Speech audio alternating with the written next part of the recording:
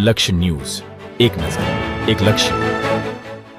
અણધારી વિદાય, એક હૃદયદ્રાવક શ્રદ્ધાંજલિ. આજે થાનગઢના શ્રી સરસ્વતી વિદ્યા મંદિરમાં એક અસામાન્ય નીરવ શાંતિ છવાયેલી હતી. સામાન્ય રીતે બાળકોના કલરવથી ગુંજતું આ વિદ્યા મંદિર આજે ગમગીનીમાં ડૂબેલું હતું. તાજેતરમાં બનેલી એક ભયાનક વિમાન દુર્ઘટનાએ સમગ્ર વિશ્વને હચમચાવી દીધું હતું અને તેના ઘેરા પ્રત્યાઘાત અહીં પણ પડ્યા હતા. આ દુર્ઘટનામાં અનેક નિર્દોષ જીવો હોમાઈ ગયા અને તેમાં આપણા ગુજરાતના પૂર્વ મુખ્યમંત્રી વિજયભાઈ રૂપાણી પણ સામેલ હતા. આ સમાચાર મળતા જ શાળા પરિવારે ઊંડા શોકમાં ગરકાવ થઈ ગયો. દુઃખ, પીડા અને વ્યથાના આ ભાવોને શબ્દોમાં વર્ણવવા અશક્ય હતા. બાળકોથી લઈને શિક્ષકો સુધી દરેકના ચહેરા પર એક અકથ્ય વેદના છવાયેલી હતી. આ દુઃખદ ઘટનાને પગલે આજે શ્રી સરસ્વતી વિદ્યા મંદિર પરિવારે દિવંગત આત્માઓની શાંતિ માટે એક પ્રાર્થના સભાનું આયોજન કર્યું હતું. સભાખંડમાં નાના બાળકો, દીદીઓ અને ગુરુજીઓ સૌ એકઠા થયા હતા.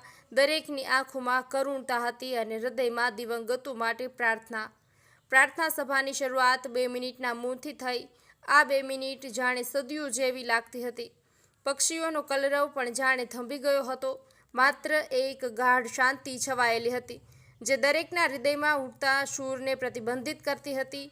આ મૌન એ દિવ્ય આત્માઓ પ્રત્યેની શ્રદ્ધાંજલિ હતી, જેઓ અકાળે આપણને છોડી ગયા હતા. મૌન બાદ નાના બાળકોથી લઈને ગુરુજીઓ સુધી સૌએ શાંતિ મંત્રોનું પઠન કર્યું. ઓમ સહનાવવતુ સહનો ભુનક્તુ સહ વીર્યમ કરવાવહે.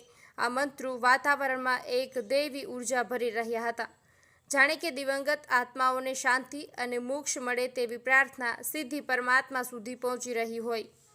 શ્રી સરસ્વતી વિદ્યા મંદિર પરિવાર થાનગઢ દ્વારા આ દિવ્ય આત્માઓના સ્મરણાર્થે શ્રદ્ધાંજલિ પાઠવવામાં આવી અને પરમ કૃપાળુ પરમેશ્વરને પ્રાર્થના કરવામાં આવી કે જે પરિવારો પર આ વિકટ પરિસ્થિતિ આવી પડી છે, તેમને આ અસહ્ય દુઃખનો સામનો કરવાની શક્તિ અર્પે. આ દુર્ઘટના એક કાળો અધ્યાય બની રહેશે, પરંતુ દિવંગતોની સ્મૃતિ હંમેશા આપણા હૃદયમાં જીવંત રહેશે. જયેશ મોરી, થાનગઢ.